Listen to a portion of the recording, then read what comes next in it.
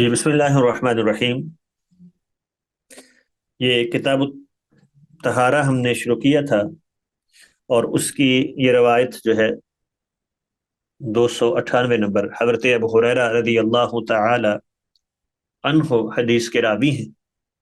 فرماتے ہیں کہ اللہ کے نبی ات المقبرہ، ایک قبرستان پہ آئے،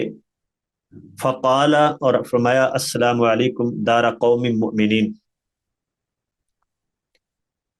سلامتی ہو تم پہ دار قوم مؤمنین، مومن قوم کے گھر والوں، وَإِنَّا إِن شَاءَ اللَّهُ بِكُمْ لاحقون، اور بے شک اگر اللہ نے چاہا تو ہم بھی تمہارے ساتھ ملنے والے ہیں، ہم بھی یہاں آنے والے ہیں۔ وَدِدْتُ، میں نے یہ پسند کیا، أَنَّا قَدْ رَأَيْنَا إِخْوَانَنَا، کہ ہم اپنے بھائیوں کو دیکھیں، تو میں اس لیے آ گیا۔ قَالُوا أَوَلَسْنَا إِخْوَانَكَ یا رسول اللہ، صحابہ نے کہا کہ اللہ کے نبی، کیا ہم آپ کے بھائی نہیں ہیں؟ فرمایا انتم اصحابی، تم میرے صحابی ہو۔ اب یہ نہیں کہ بھائی نہیں ہو، یعنی تمہارے ساتھ تو دو رشتے ہیں، وہ بھائی تو ہو ہی،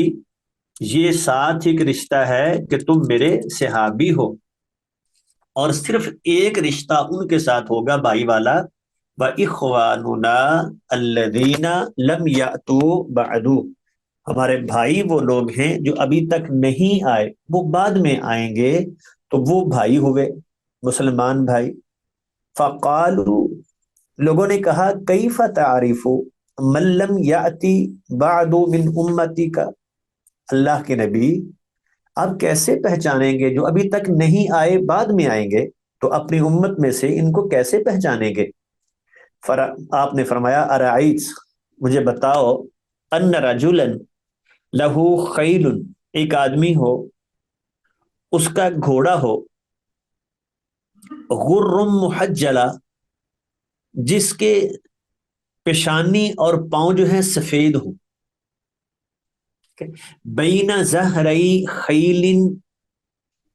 دہمن بہمن،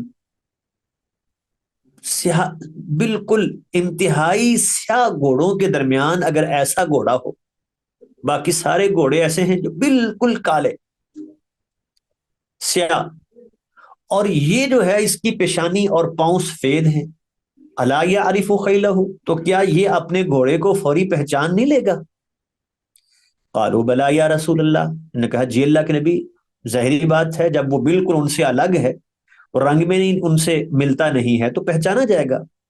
فرمایا ایسے ہی میری امت کے یہ لوگ بھی جنہیں ہم نے دیکھا نہیں ہے، لیکن وہ اسی طرح بالکل دوسروں سے الگ ہوں گے، پہچانے جائیں گے۔ فَإِنَّهُمْ يَأْتُونَ غُرًّا مُحَجَّلِينَ مِنَ الْوُضُوءِ، کیونکہ وضو کی وجہ سے ان کے اعضاء بھی چمکتے ہوں گے، ٹھیک ہے؟ تو وَأَنَا فَارَتُهُمْ عَلَى الْحَوْضِ، اور میں حوض پر ان کا استقبال کروں گا، ٹھیک ہے، ان کا انتظار کرنے والا ہوں گا۔ تو یعنی یہ اس امت کا خاصہ ہے کہ ان کے یہ اعضاء اس طرح چمکتے ہوں گے کہ یہ چمک، یہ خوبصورتی کسی اور کو حاصل نہیں ہوگی، تو اسی لیے رسول اللہ صلی اللہ علیہ وسلم جو ہیں وہ ان کو پہچان لیں گے۔ تو ایک تو وضو کی بات چل رہی تھی، تو وضو کی فضیلت، وہ رم محجلین من آثار الوضو، یہ چمک کیوں آئے گی؟ وضو کی وجہ سے۔ اگلی روایت ہے، حضرت ابو درداء رضی اللہ تعالی عنہ فرماتے ہیں، قال قال رسول اللہ صلی اللہ علیہ وسلم، اللہ کے نبی نے فرمایا، انا اول من یؤذن له بالسجود یوم القیامہ، میں وہ پہلا شخص ہوں گا، من یؤذن له، جسے اجازت دی جائے گی، بالسجود، سجدہ کرنے کی،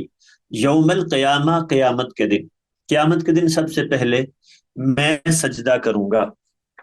وَأَنَا أَوَّلُ، اور میں پہلا شخص ہوں گا من یؤذن لہ جسے یہ اجازت دی جائے گی ان یرفع رأسہ کہ اپنا سر اٹھائے. وہ جو حدیث میں ہے نا ارفع رأسک سل تعطى واشفع تشفع، آپ سے کہا جائے گا کہ آپ سر اٹھائیں، مانگیں آپ کو دیا جائے گا، اور سفارش کریں آپ کی سفارش قبول کی جائے گی. تو میں سب سے پہلا ہوں گا جو سر اٹھاؤں گا. فَأَنظُرُ إِلَى مَا بَيْنَ يَدَيَّ تو میں اپنے آگے دیکھوں گا. فَأَعْرِفُ أُمَّتِي میں اپنی امت کو پہچان لوں گا. مِن بَيْنِ الْأُمَمِ امتوں کے درمیان سے. وَمِن خَلْفِ اپنے پیچھے دیکھوں گا. مثل ذَلِکَ وہاں بھی ایسے جو پیچھے میرے لوگ ہوں گے ان کو بھی میں پہچان لوں گا میری امت کے ان میں سے کون ہے. وَعَنْ يَمِينِي مِثْلَ ذَلِكَ وَعَنْ شِمَالِي مِثْلَ ذَلِكَ اپنے دائیں بائیں چاروں طرف. ایک تو اس سے معلوم ہوا کہ یہ امت محمدیہ وہ اللہ کے فضل سے بہت بڑی تعداد میں ہوں گے. تو دوسری بات کہ پھر ان نشانات سے ان کو پہچانا جائے گا. فقال رجل یا رسول اللہ ایک بندے نے کہا اللہ کے نبی کیف تعرف امتک من بین الامم آپ امتوں کے درمیان کیسے پہچانیں گے اپنی امت کو. فیما بین نوح الی امتک وہ جب نوح علیہ السلام سے لے کے آپ کی امت تک سارے لوگ ہوں گے ساری امتیں ہوں گی تو ان میں سے اپنی امت کو آپ کیسے پہچانیں گے. تو آپ نے فرمایا تو سوال کرنے والے نے یہ سوال کیا کیف تعریف امتک اللہ کی امتوں کے درمیان سے وہ جہاں فیما بین نوح الی امتک وہ حضرت نوح علیہ السلام سے لے کے آپ کی امت تک وہ تو کروڑوں اربوں لوگ ہوں گے تو کیسے سب میں سے اپنے لوگوں کو پہچانیں گے. فرمایا ہم غرم محجاب والے ہوں گے من اثر الوضو وضو کے نشان کی وجہ سے. جن کی پیشانی یہ غرم محجل کا معنی یہ ہے اسے ہم عام ترجمہ کرتے ہیں 5 کلیان یعنی جن کے پاؤں ہاتھ اور چہرہ یہ 5 ہو گئے نا یہ اعضاء چمکتے ہوئے ہوں تو یہ اعضاء ان کے چمکتے ہوں گے. من اثر الوضوء وضو کے نشان سے. لیس احد کذالک غیرہم اور ان کے علاوہ اور کوئی ایسا نہیں ہوگا یہ صرف اس امت کا خاصہ ہوگا. ٹھیک ہے ان کی کا چمک ہوگی باقی لوگوں کی تو وہ یہ الگ ہوگی جو پہچانی جائے گی کہ یہ امت محمدیہ کے لوگ ہیں. وَأَعْرِفُهُمْ اور میں ان کو اس سے بھی پہچانوں گا انہم یؤتون کتبہم کہ ان کے نامہ اعمال کتب کتابیں مراد ہے نامہ اعمال وہ دیے جائیں گے بِأَیْمَانِہِمْ ان کے دائیں ہاتھوں میں. اب حالانکہ باقی امتوں کو بھی وہ جو ان میں سے نیک لوگ ہیں ان کو دائیں ہاتھ میں ہی نامہ اعمال دیا جائے گا. لیکن پھر یہاں بھی وہی کہ ان کی خاص وہ کیفیت ہوگی یا خاص وہ امتیاز ہوگا کہ جو صرف اس امت کے ساتھ جس سے پہچانے جائیں گے. وَأَعْرِفُهُمْ اور میں ان کو پہچانوں گا. تَسْعَى بَيْنَ أَيْدِيهِمْ ذُرِّيَّتُهُمْ ان کی اولاد ان کے سامنے دوڑ رہی ہوگی. تو 3 یہ پہچان نشانیاں بیان کی ہیں پہچان کی علامات بیان کی ہیں. ایک تو وضو کے نشانات چمکتے ہوں گے چہرہ ہاتھ اور جو ہے وہ پاؤں اور دوسرا نامہ اعمال دائیں ہاتھ میں ملے گا. تو تیسری چیز یہ ہے کہ ان کے چھوٹے بچے چونکہ جو بچپن میں فوت ہو گئے نا تو وہ بھی جنتی ہیں اپنے والدین کے ساتھ بلکہ ان کا جنت میں استقبال کریں گے وہ کہ ان سے پہلے وہاں پہنچے ہوں گے. تو یہ ان کے بچے ان کے سامنے دوڑ رہے ہوں گے جو بچپن میں فوت ہو گئے. جی اگلا باب ہے ما یوجب الوضو وہ کون سی چیزیں ہیں جو وضو کو واجب کر دیتی ہیں یعنی جن سے وضو ٹوٹ جاتا ہے دوبارہ کرنا پڑے گا. تو پہلی روایت ہے حضرت ابو ہریرہ رضی اللہ تعالی عنہ فرماتے ہیں قال رسول اللہ صلی اللہ علیہ وسلم اللہ کے نبی نے فرمایا لا تقبل صلاۃ من احدث، جو کوئی بے وضو ہو جائے اس کی نماز قبول نہیں کی جاتی، حتی یتوضأ، یہاں تک کہ وہ وضو کر لے۔ تو نماز کی قبولیت کے لیے یہ وضو شرط ہے۔ تو مفتاح الصلاۃ الطہور، نماز کی چابی طہارت ہے، یہ نہیں ہے تو نماز نہیں پڑھ سکتا۔ تو انسان کا وہ حد سے اصغر اور حد سے اکبر کا لفظ بولتے ہیں کہ انسان پر غسل فرض ہو یہ حد سے اکبر ہے، اور وضو فرض ہو، وضو کرنا ضروری ہو، یہ حد سے اصغر ہے۔ دونوں سے پاک ہونا، یعنی انسان باوضو ہو اور جنابت وغیرہ کی حالت میں نہ ہو، غسل اس پر فرض نہ ہو، نماز کی ادائیگی کے لیے یہ ضروری ہے۔ اگلی روایت ہے، حضرت عبداللہ بن عمر رضی اللہ تعالی عنہما فرماتے ہیں، اللہ کے نبی نے فرمایا، لا تقبل صلاۃ بغیر طہور، بغیر طہارت کے نماز قبول نہیں کی جاتی، ولا صدقۃ من غلول، اور خیانت، غلول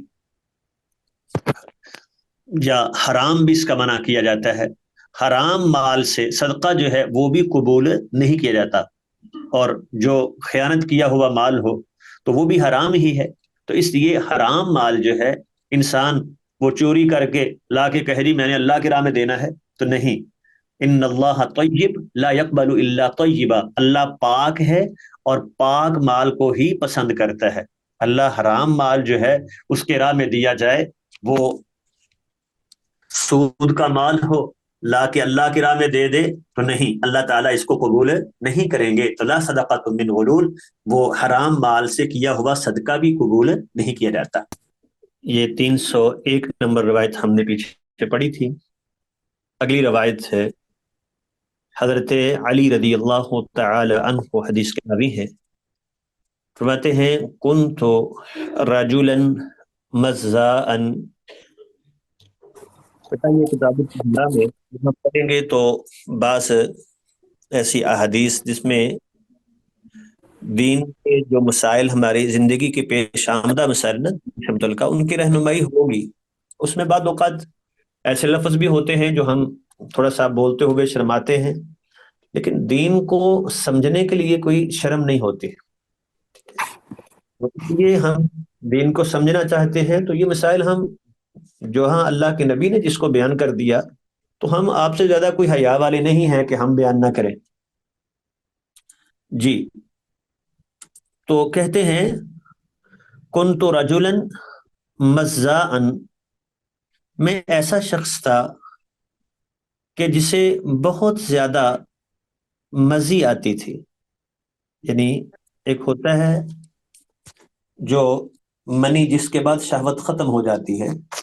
ایک ہوتا ہے وہ لیسدار سا پانی جو شہوت کے وقت آتا ہے، اس کو مزی کہتے ہیں۔ تو میرا یہ مسئلہ تھا، تو کیا اس سے وضو ٹوٹتا ہے کہ نہیں، اور غسل فرض ہوتا ہے کہ نہیں، یہ ذہن میں سوال تھا۔ فَكُنْتُ أَسْتَحْيِي أَنْ أَسْأَلَ النَّبِيَّ، اور میں خود شرم محسوس کرتا تھا کہ میں اللہ کے نبی سے یہ پوچھوں، لِمَكَانِ ابْنَتِهِ، آپ کی بیٹی کی وجہ سے کہ میں داماد ہوں اور میں سسر سے یہ بات پوچھوں تو مجھے ذرا شرم آتی تھی۔ اس لیے فَأَمَرْتُ الْمِقْدَادَ، میں نے حضرت مقداد بن اسود رضی اللہ تعالی عنہ سے کہا، تو فَسَأَلَهُ، انہوں نے اللہ کے نبی سے یہ سوال کیا، تو آپ نے فرمایا، یغسل ذکرہ ویتوضأ، وہ اپنا ذکر شرمگاہ کو دھو لے گا اور وضو کرے گا، یعنی وضو تو کرنا پڑے گا، تو باقی جو ہے اس سے غسل کرنے کی ضرورت نہیں ہے، وضو ٹوٹ جائے گا، وضو کرنا پڑے گا، غسل نہیں۔ اگلی روایت ہے، حضرت ابو ہریرہ رضی اللہ تعالی عنہ فرماتے ہیں، سمعت رسول اللہ صلی اللہ علیہ وسلم، میں نے اللہ کے نبی سے سنا، یقول، آپ فرما رہے تھے، توضؤ مما مست النار، آگ پہ پکی ہوئی چیز سے وضو کرو۔ اب یہ شروع اسلام میں تھا کہ پکی ہوئی چیز کھانے سے وضو ٹوٹ جائے گا، وضو کرنا ہوگا، لیکن یہ حدیث منسوخ ہے۔ ٹھیک ہے، بعض اوقات ایک حکم پہلے تھا، بعد میں ختم کر دیا گیا، یا اس کی جگہ دوسرا حکم جو ہے وہ لاگو کر دیا گیا۔ تو یہ بھی ایسے ہی ہے، یہ شروع میں تھا کہ آگ سے پکی ہوئی چیز جو ہے اس سے وضو کرنا ہے۔ اگلی روایت بتا رہی ہے، قال ان رسول اللہ صلی اللہ علیہ وسلم، اللہ کے نبی نے اکالا کتف شاہ، بکری کا شانہ وہ کھایا، ثم صلی، پھر نماز پڑھی، ولم یتوضا، اور وضو نہیں کیا۔ اب اس سے پتہ چلا نا کہ یہ بعد میں خود آپ نے پھر ایسا نہیں کیا کیونکہ وہ حکم منسوخ ہے۔ ٹھیک ہے، اور اگلی روایت ہے، حضرت جابر بن سمرہ رضی اللہ تعالی عنہ فرماتے ہیں، ہاں نسخ کی وضاحت ہم نے کچھ بیان کر دی۔ نسخ کا مطلب کیا ہوتا ہے، منسوخ ہونے کا مطلب کیا ہے کہ وہ پہلا حکم جسے بعد والے حکم کے ساتھ ختم کر دیا جائے تو اس پہلے حکم کو جس کو ختم کر دیا گیا اس کو منسوخ کہتے ہیں، اور وہ بعد والا حکم جس نے ختم کیا اس کو ناسخ کہتے ہیں۔ تو اب عمل پھر ناسخ پر ہوتا ہے نا، اس نے پہلے کو ختم کر دیا۔ حضرت جابر بن سمرہ رضی اللہ تعالی عنہ فرماتے ہیں، ان رجلا سأل رسول اللہ صلی اللہ علیہ وسلم، ایک آدمی نے اللہ کے نبی سے سوال کیا، انتوضع من لحوم الغنم، کیا ہم بکریوں کے گوشت سے وضو کریں؟ یہ بھی اسی کی وضاحت ہو جائے گی کہ بکری کا گوشت کھائیں تو وضو ٹوٹ جائے گا۔ فرمایا ان شئت فتوضا وان شئت فلا تتوضا، بھی اگر تو چاہتا ہے تو وضو کر لے، نہیں چاہتا تو نہ کر، یعنی کوئی ضروری نہیں ہے کہ وضو ہی جو ہے نا وہ لازمی کرنا ہے، گوشت کھا کے وضو ٹوٹتا نہیں ہے۔ ہاں انسان ویسے وضو پر وضو کر لیتا ہے تو کوئی حرج نہیں ہے۔ تو اس نے پھر سوال کیا، انتوضع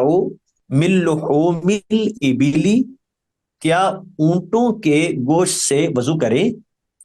قال نعم، فرمایا ہاں، فتوضا من لحوم الابل، اونٹوں کے گوشت، اونٹ کے گوشت سے جو ہے وہ وضو وہ کرو۔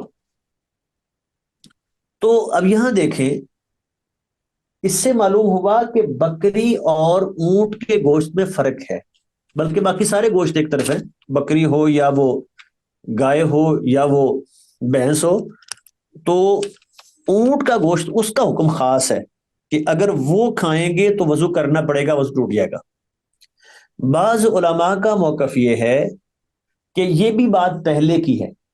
جب وہ اوپر آیا نا کہ آگ سے پکی ہوئی چیز، جب وہ منسوخ ہوگی تو یہ بھی منسوخ ہو گیا، لیکن یہ بات صحیح نہیں ہے، اس لیے کہ اسی حدیث میں شروع میں بکری والی بات آ رہی ہے، اگر وہ ختم ہو گیا ہوتا تو پھر جب آپ کہہ رہے تھے بکری سے نہیں کرنا، ٹھیک ہے، اس کا مطلب ہے کہ وہ آگ سے پکی ہوئی چیز کا حکم تو پہلے ختم ہو چکا تھا، اگر وہ حکم موجود ہوتا تو بکری سے بھی وضو کیا جاتا، بکری کا گوشت کھا کے بھی، وہ بھی آگ پہ پکا ہوا ہے۔ تو اس سے معلوم ہوتا ہے کہ یہ خاص حکم ہے کہ اونٹ کے گوشت میں فرق ہے باقی گوشتوں سے، اگر یہ کھائیں گے تو اس سے وضو کرنا پڑے گا۔ اس کے بعد وجوہات بھی علماء بیان کرتے ہیں کہ انسان جو ہے نا وہ اونٹ کے گوشت میں خاص جو ہے وہ کچھ ایسی طبی لحاظ سے چیزیں ہیں کہ اس سے وضو کرنا بہتر تھا، اسی لیے شریعت نے حکم دے دیا کہ اگر اونٹ کا گوشت کھانا ہے تو پھر وضو کرنا پڑے گا۔ قال، اس نے کہا، اصلی فی مرابض الغنم، کیا میں اونٹوں بکریوں کے باڑے میں نماز پڑھ سکتا ہوں؟ قال نعم، فرمایا ہاں پڑھ سکتے ہو، پاک ہے وہ، کوئی حرج نہیں ہے، وہ جگہ پاک ہے۔ تو قال، اس نے کہا جی اصلی فی مبارک الابل، کیا اونٹوں کے باڑے میں پڑھ سکتا ہوں؟ فرمایا نہیں، اونٹوں کے بارے میں نماز نہیں پڑھنی، وجہ یہ ہے بڑا جانور ہے، شریر جانور ہے، تو وہ نقصان پہنچا سکتا ہے، انسان وہاں نماز پڑھے گا تو خدشہ ہی رہے گا، نماز میں توجہ نہیں ہوگی، یا ڈر رہے گا کہ ادھر سے اونٹ نہ آ جائے، ادھر سے کوئی نقصان نہ پہنچا دے۔ اور بکری چھوٹا جانور ہے، اس میں اتنا وہ ڈر نہیں ہوگا کہ انسان کی جان کا ہی اندیشہ ہو جائے، اس میں انسان جو ہے وہ توجہ کر کے پڑھ سکتا ہے، تو اسی لیے اونٹوں کے باڑے میں نماز پڑھنے سے روکا ہے، ٹھیک ہے، جبکہ بکریوں کے باڑے میں پڑھ سکتے ہیں۔ اگلی روایت ہے، حضرت ابو ہریرہ رضی اللہ تعالی عنہ فرماتے ہیں، قال قال رسول اللہ صلی اللہ علیہ وسلم، اللہ کے نبی نے فرمایا، اذا وجد احدکم فی بطنہ شیئا، جب تم میں سے کوئی اپنے پیٹ میں کچھ محسوس کرے، وہ بعض اوقات پیٹ میں نا وہ آواز سی پیدا ہوتی ہے، جیسے لگتا ہے پیٹ خراب ہو نا، فَأَشْكَلَ عَلَيْهِ، اور اس پہ یہ چیز مشکل ہو جائے، خلط ملط ہو جائے، ٹھیک ہے، شک ہو جائے اس کو، اخرج منہ شیء ام لا، کہ کوئی چیز نکلی ہے یا نہیں، ہوا خارج ہوئی ہے یا نہیں، یہ شک پڑ جائے۔ بعض اوقات وہ پیٹ میں جب گیس سی بن جاتی ہے نا تو آواز سی پیدا ہوتی ہے، تو اب اس لیے جو ہے وہ بات خلط ملط ہو گئی، شک میں پڑ گیا کہ پتہ نہیں ہوا خارج ہوئی ہے یا نہیں، تو فلا یخرجن من المسجد، وہ مسجد سے نہ نکلے، حتی یسمع صوتا او یجد ریحا، یہاں تک کہ آواز سن لے یا بدبو پا لے، یعنی جب یقین ہو جائے کہ واقعہ ہی وضو ٹوٹ گیا ہے۔ تو اسی لیے یہ اصول بیان کیا جاتا ہے کہ الیقین لا یزول بالشک، یقین جو ہے وہ شک سے زائل نہیں ہوتا، کیونکہ وضو ہے یہ یقین ہے، اب وہ شک آ رہا ہے کہ پتہ نہیں ٹوٹا ہے یا نہیں، تو اس شک سے یقین ختم نہیں ہوگا، وضو ہے، ہاں جب وہ آواز سن لے یا بدبو پا لے تو اب یقین ہو گیا کہ وضو ٹوٹ چکا ہے، تو اب جا کے دوبارہ وضو کرے گا۔ تو بعض اوقات شیطان اس طرح نا انسان کو وہ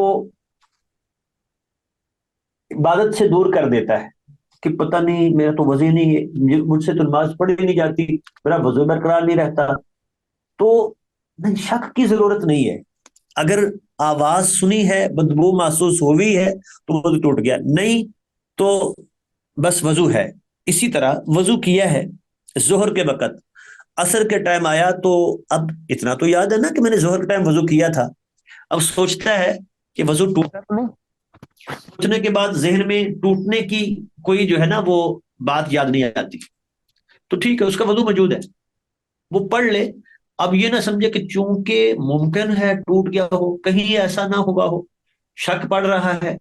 نہیں شک کی بات نہیں ہے، اگر تو یقین ہے، یاد آ گیا ہاں فلاں وقت ٹوٹ گیا تھا، ٹھیک ہے، اگر یہ نہیں ہے، یاد نہیں آ رہا ٹوٹنا، تو اس کا وضو موجود ہے، وہ نماز پڑھ لے۔ حضرت عبداللہ بن عباس رضی اللہ تعالی عنہما فرماتے ہیں، ان رسول اللہ صلی اللہ علیہ وسلم شرب لبن، آپ نے دودھ پیا، فمزمز کلی کی، وقال، اور فرمایا، ان لہ دسما، اس لیے اس میں چکناہٹ تھی، اس لیے میں نے کلی۔ سے کیا معلوم ہوا کہ ایسی چیز جس میں چکناہٹ ہو، اگر انسان وہ کھاتا پیتا ہے تو اس سے کلی کر لینی چاہیے، ٹھیک ہے، وضو نہیں ٹوٹے گا، کلی کر لینی چاہیے، یہ کرنا بہتر ہے، تاکہ وہ چکناہٹ جو ہے وہ منہ میں لگی ہے تو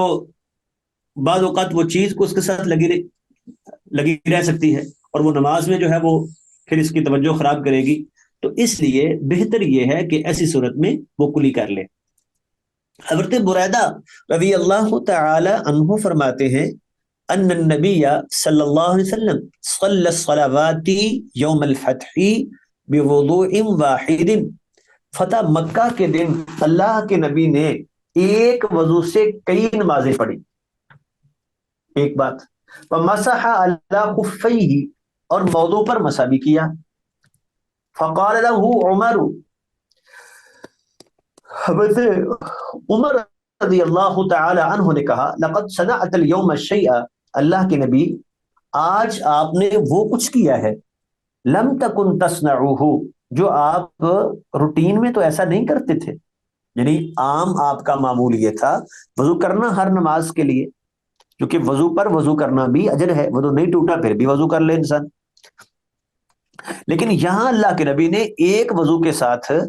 کئی نمازیں پڑھ لی، تو ایسا کرنا بھی جائز ہے، اگر وضو نہیں ٹوٹا تو چاہے پانچوں نمازیں پڑھ لی جائیں، اس میں کیا حرج ہے؟ تو یہ بیان کرنے کے لیے کہ ایسا کرنا جائز ہے،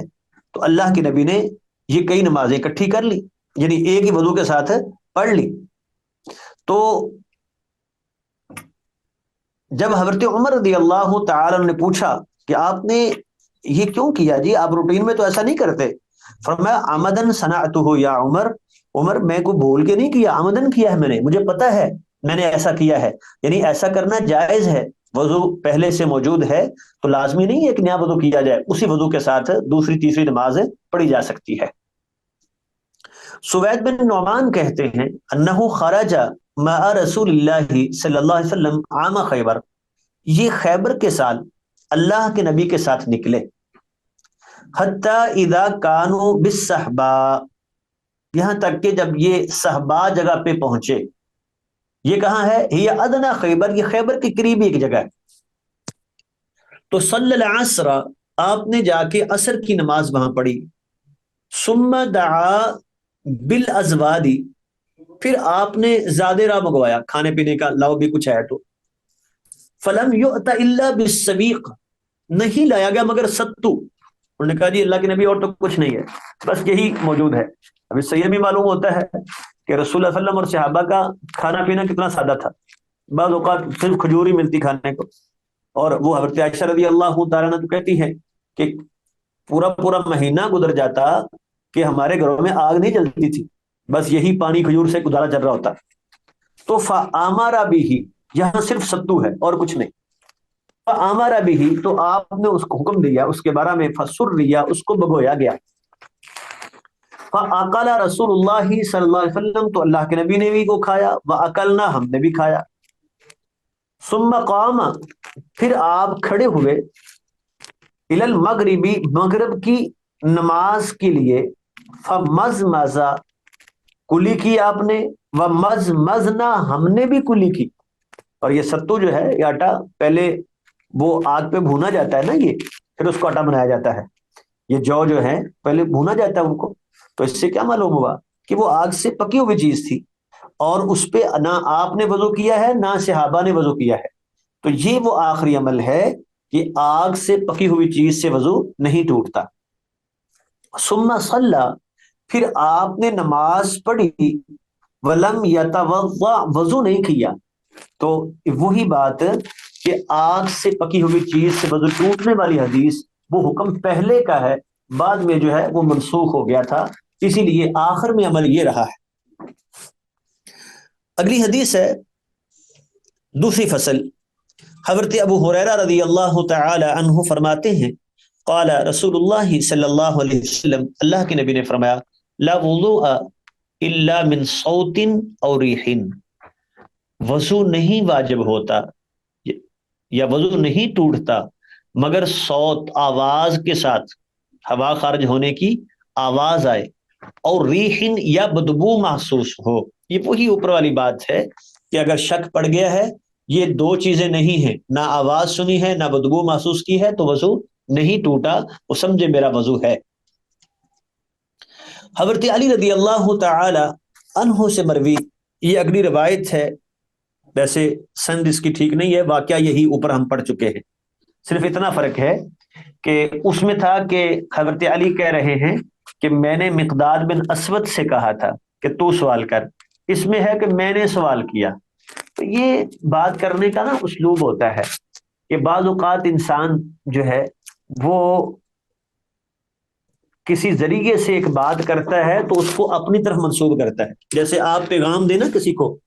کہ بھئی میرا پیغام فلاں کو دے دے، اور وہ آپ کی بات سن کے، پیغام سن کے، وہ پیغام سن کے تو اس پہ عمل نہ کرے، تو آپ کیا کہیں گے؟ بھئی آپ نے میری بات نہیں مانی، میری بات نہیں مانی، حالانکہ بات آپ نے ڈائریکٹ کی نہیں ہے اس کو، آپ نے تو پیغام دیا ہے، تو ایسے ہی حضرت علی رضی اللہ تعالی عنہ نے ڈائریکٹ سوال نہیں کیا، حضرت مقداد بن اسود کے واسطے سے سوال کیا ہے، لیکن سوال تو انہی کا ہے نا،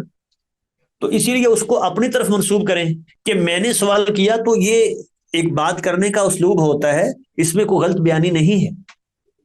سألت النبیہ، میں نے اللہ کے نبی سے پوچھا مزی کے بارے میں، اس کی وضاحت پیچھے ہو چکی ہے۔ فرمایا مزی سے وضو ہے اور منی سے غسل ہے، جو شہوت جس کے بعد ختم ہو جاتی ہے، وہ منی اگر وہ نکلی ہے احتلام کی شکل میں، یا جو ہے وہ جنابت، وہ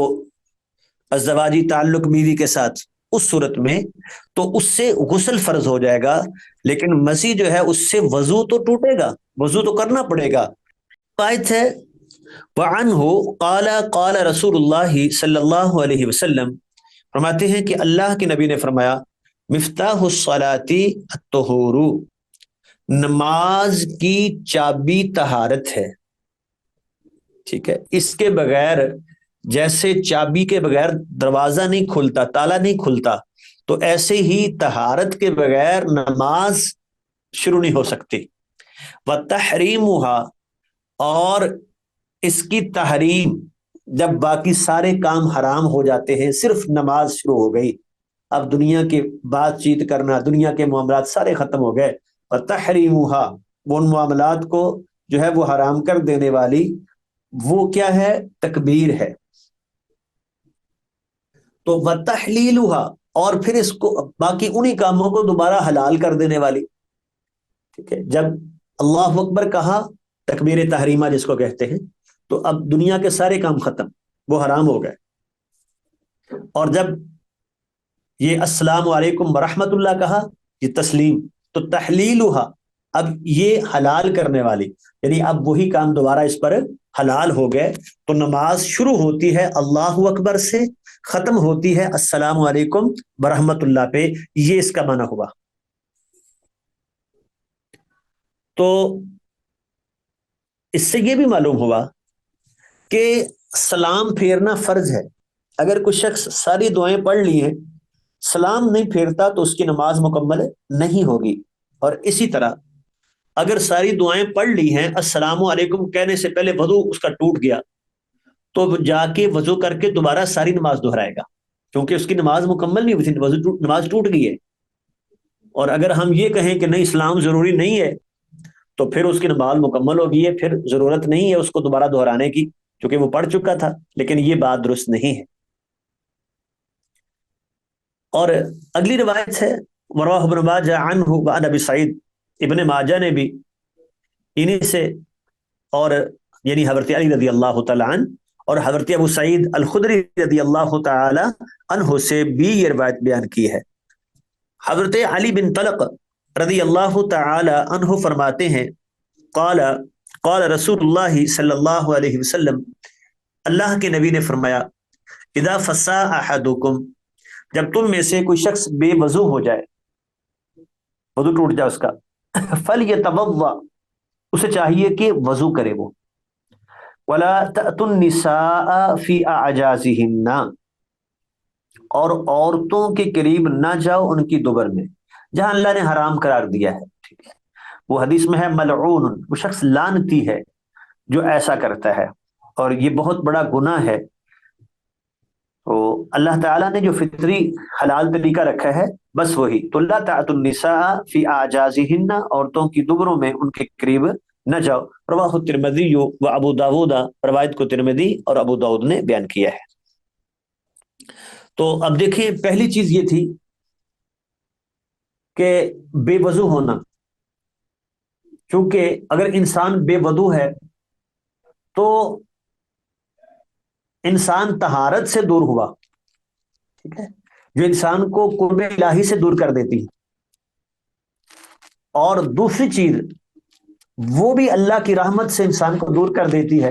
انسان اللہ کی لعنت کا مستحق ہو جاتا ہے۔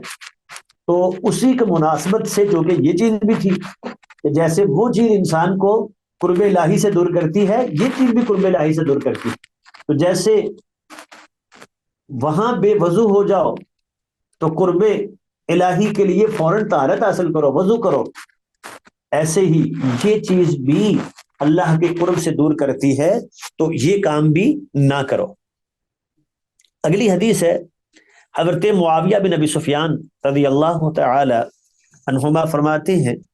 ان النبی صلی اللہ علیہ وسلم قال، اللہ کے نبی نے فرمایا، انما العینانی، بے شک آنکھیں، وقاء الصح، یہ شرمگاہ کا تسمہ ہے، قبر کا تسمہ ہے۔ کیا مطلب؟ تسمہ بندہ ہوا ہونا تو وہ ظاہری بات ہے کہ پھر اگر ہوا خارج ہوگی، انسان بیدار ہے تو اعضاء جو ہے نا وہ ٹائٹ ہوتے ہیں، جیسے تسمے کے ساتھ جوتا جو ہے نا اس کے وہ ٹائٹ ہوتے ہیں، اور اگر سو جائے انسان تو اعضاء ڈھیلے پڑ جاتے ہیں۔ اس وقت اگر ہوا خارج ہوتی ہے تو پتہ نہیں چلے گا کہ انسان غافل ہے۔ تو آنکھیں شرمگاہ کا تسمہ ہے، جب آنکھیں سو جائیں تو تسمہ ڈھیلا پڑ جاتا ہے، ٹھیک ہے، تو اس کا سرا کھل جاتا ہے۔ استطلق الوقا، یہ مطلب ہے، یعنی جب انسان سو گیا تو اب زیادہ امکان ہے کہ اس کی ہوا خارج ہو جائے گی، اسی لیے جب یہ غافل ہو گیا، سو گیا، تو اب اس کا وضو ٹوٹ گیا، اس کو وضو کرنا پڑے گا۔ ہاں لیکن گہری نیند جس سے انسان بالکل غافل ہو جائے، ہلکا پھلکا جھٹکا لگا ہے، بیٹھے بیٹھے اونگ آ گئی ہے، اس سے وضو نہیں ٹوٹے گا۔ لیکن گہری نیند جو انسان کو مکمل طور پہ غافل کر دے تو اس سے انسان کا وضو ٹوٹ جائے گا۔ اس کی سند اگرچہ ضعیف ہے، مانا ٹھیک ہے۔ حضرت علی رضی اللہ تعالی عنہ سے مروی اگلی روایت ہے، وہی الفاظ، وقاء الصحی العینان، یہ آنکھوں کا تسمہ، شرمگاہ کا تسمہ آنکھیں ہیں۔ فمن نام، جو سو گیا، فلیتوضع، اسے چاہیے کہ وضو کرے۔ وقال الشیخ الامام محی السنہ، اور وہ امام بغوی رحمت اللہ علیہ، ان کا لقب ہے نا محی السنہ، وہ کہتے ہیں فی غیر کے لیے ہے، یعنی جو بیٹھا ہوا نہیں ہے نا اس کے لیے ہے۔ بیٹھ کے جو نیند ہوگی وہ اتنی گہری نہیں ہوگی، تو اصل یہ بیٹھنا، اس میں لمبے چوڑے اختلاف ہیں کہ کسی نے کہا رکوع کی حالت میں ہو تو نہیں ٹوٹتا، کسی نے کہا سجدے کی حالت میں ہو تو ٹوٹ جاتا ہے۔ تو اصل میں خلاصہ کلام اس ساری بات کا یہ ہے کہ اگر گہری نیند ہو جس میں انسان بالکل غافل ہو جائے تو پھر وضو ٹوٹ جائے گا، اور اگر ہلکی پھلکی اونگ آئی ہے، وہ جھٹکا لگا ہے جیسے کھڑے کھڑے انسان کو بعض اوقات نیند کا، تو بیٹھے ہوئے، تو پھر وضو نہیں ٹوٹے گا۔ اس لیے کہ جب وہ گہری نیند ہوگی نا تو اب وہ چونکہ اس کا یقین ختم ہو گیا، اب اس کو پتہ ہی نہیں ہے وضو میرا رہا کہ نہیں رہا، ہوا خارج ہوئی ہے کہ نہیں ہوئی، اور بالکل وہ غافل ہے، اور زیادہ امکان ہے کہ اس کا وضو ٹوٹ چکا ہوگا، اس لیے اب وہ دوبارہ اٹھ کے وضو کرے، تو ایسی گہری نیند جو ہے اس سے وضو ٹوٹ جاتا ہے۔ چلیے یہ کچھ اور شروع ہو گیا تو ٹھیک ہے جی، السلام علیکم ورحمۃ اللہ وبرکاتہ۔